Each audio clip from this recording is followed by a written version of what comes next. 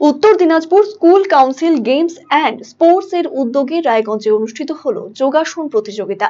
3 ক্যাটাগরিতে রাজ্য পর্যায়ে যোগাসন কম্পিটিশনের সিলেকশনের আয়োজন করা হয় রায়গঞ্জের শ্রী শ্রী রামকৃষ্ণ বিদ্যা ভবনে। এখানে অনূর্ধ্ব 14, 17 এবং 19 পুরুষ এবং মহিলা বিভাগে মোট 56 জন প্রতিযোগী অংশ নেন, যার মধ্যে পুরুষ 16 এবং 40 জন মহিলা অংশ নেন। কৃতীরা রাজ্য পর্যায়ে প্রতিযোগিতায় অংশ নেবেন বলে জানান আয়োজক কমিটির সাধারণ সম্পাদক অসিত বরণ লাহিড়ী।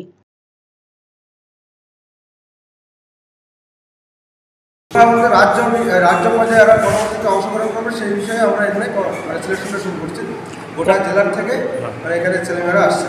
কতজন অংশ নিয়েছে আজকে? আমাদের ছেলে আসছে 16 জন আর মেয়ে আসছে 40 জন। কোন কোন ক্যাটাগরিতে আপনাদের আজকের কম্পিটিশন?